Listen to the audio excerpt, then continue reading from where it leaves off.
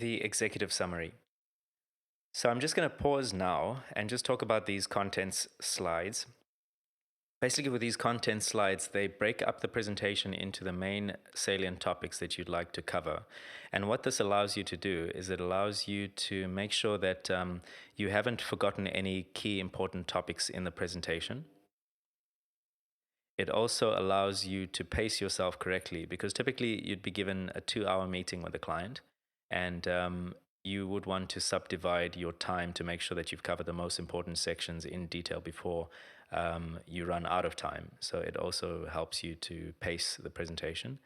And also it allows you to stop after a key important topic has been covered, just to make sure that the client is happy that you have covered all the content in that section before you move on. So typically what you'd want is, even if it's a presentation that you're giving, it's a good sign if you're doing very little talking and if the client is actually doing the most talking. This shows that the client is engaged and the client is gaining value out of the presentation. And also, the more the client talks, the more you learn.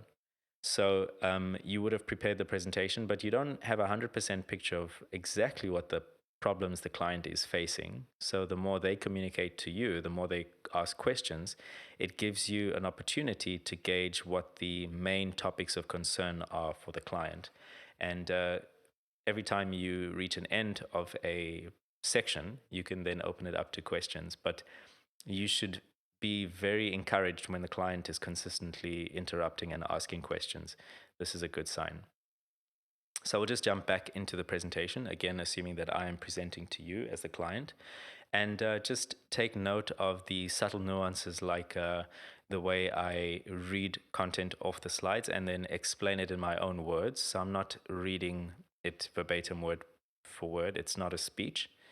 And I do pause often to allow the client to reflect on the points that I've just made, and also an opportunity to ask questions after I've made a very important point. So let's hop right in. Executive summary. So ABC Mining has recently completed its 1.5 billion construction project on time and on budget. The mine is expected to ramp up to full capacity over the next 2 years, and it's already commenced commercial production. So it's still in the preliminary phases of that, but it's been successfully delivering shipments to European and Chinese markets over the past 3 months. The management has indicated the desire to explore different hedging alternatives in order to mitigate the risk of falling revenue due to falling commodity prices and the risk of increasing costs due to higher input costs, namely diesel and fuel. So basically, where the company finds itself now is, given record high copper prices that are being experienced in the market now, currently the margins that the company is enjoying are quite lucrative. And as management has indicated to us, you guys would like to lock in those margins just to provide more financial robustness and security in the medium term, as you are now beginning to amortize your project lending facilities and increase your production. So given ABC mining stage in development, and given the high volatility currently being experienced in base metals markets, management has expressed the desire to take a prudent approach in evaluating different alternatives before embarking on a hedging strategy. This presentation will give an overview of preferred hedging strategies when addressing commodity price and exchange rate risks. So basically what we'll do today is we will just discuss the main ways in which your profit margins can be protected. We've got your revenue line drivers, which are the copper price and the exchange rates. But we will think of the exchange rates more on the side of the cost drivers, and we'll explain that in more detail as the presentation goes. So we're going to look at the revenue line and the cost line items. And on the cost side, we will be looking at your diesel and fuel. And as I mentioned earlier, also the exchange rate considerations. Okay, so obviously, because we're not actually interacting, you and I, my students and myself, if the client would like to interrupt, I just sped through that. So I did the slide actually very quickly, because the executive summary basically is just a summary of all the discussions or all the information that we've received to date, and what the purpose of this presentation is in taking the discussions further. So I just sped through that.